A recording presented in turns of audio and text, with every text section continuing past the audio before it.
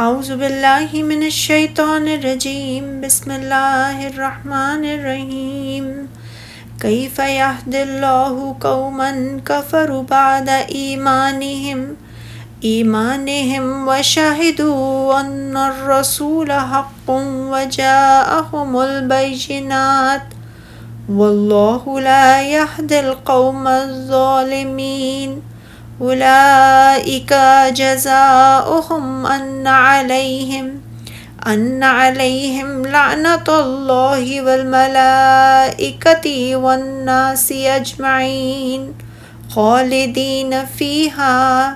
لا یخفف عنہم العذاب ولہم ینذرون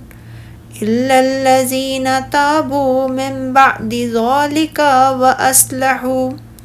فَإِنَّ اللَّهَ غَفُورٌ رَحِيمٌ۔ اللہ ان لوگوں کو کیسے ہدایت دے گا جو ایمان لانے کے بعد کافر ہو گئے، جبکہ وہ گواہی دے چکے کہ بے شک رسول برحق ہیں اور ان کے پاس واضح نشانیاں آ چکیں، اور اللہ ظالم قوم کو ہدایت نہیں دیتا۔ ان لوگوں کی سزا یہی ہے کہ ان پر اللہ کی، فرشتوں کی اور سب لوگوں کی لعنت ہے۔ وہ اس لعنت میں ہمیشہ رہیں گے اور ان سے نہ تو عذاب ہلکا کیا جائے گا اور نہ ان کو مہلت ہی دی جائے گی،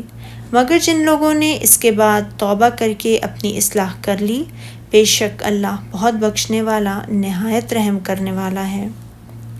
امام ابن جریر رحمۃ اللہ علیہ نے حضرت ابن عباس رضی اللہ تعالیٰ عنہ کی روایت کو بیان کیا ہے کہ انصار میں سے ایک شخص مسلمان ہونے کے بعد مرتد ہو گیا اور اس نے پھر شرک شروع کر دیا۔ پھر وہ نادم و پشیمان ہوا تو اس نے اپنی قوم کو یہ پیغام بھیجا کہ رسول اللہ صلی اللہ علیہ وسلم سے یہ پوچھو کیا میری توبہ قبول ہو سکتی ہے؟ تو اس وقت یہ آیت نازل ہوئی کہ اللہ ایسے لوگوں کو کیوں کر ہدایت دے جو ایمان لانے کے بعد کافر ہو گئے، جبکہ وہ پہلے اس بات کی گواہی دے چکے ہیں کہ بے شک یہ رسول برحق ہیں اور ان کے پاس واضح نشانیاں بھی آ چکی ہیں، اور اللہ ظالم قوم کو ہدایت نہیں دیتا۔ ان لوگوں کی سزا یہ ہے کہ ان پر اللہ کی، فرشتوں کی اور ان لوگوں کی لعنت ہے جو اس لعنت میں ہمیشہ گرفتار رہیں گے۔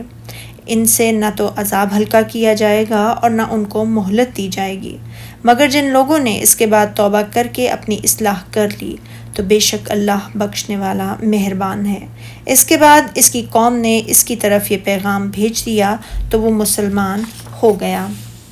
بس فرمانے باری تعالیٰ ہے کہ اللہ ایسے لوگوں کو کیوں کر ہدایت دے جو ایمان لانے کے بعد کافر ہو گئے اور پہلے اس بات کی گواہی دے چکے کہ یہ پیغمبر برحق ہیں اور ان کے پاس دلائل بھی آ گئے،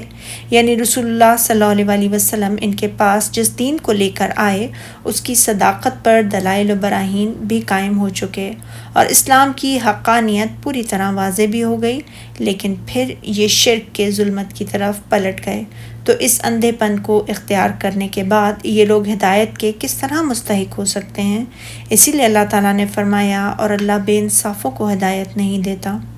پھر فرمایا ان لوگوں کی سزا یہ ہے کہ ان پر اللہ کی اور فرشتوں کی اور سب لوگوں کی لعنت ہو، یعنی ان پر اللہ بھی لعنت کرتا ہے، اس کی مخلوق بھی لعنت کرتی ہے، وہ ہمیشہ اس لعنت میں گرفتار رہیں گے، ان سے نہ تو عذاب ہلکا کیا جائے گا اور نہ انہیں مہلت ہی دی جائے گی، یعنی ایک لمحہ بھر کے لیے بھی عذاب میں تخفیف نہیں کی جائے گی۔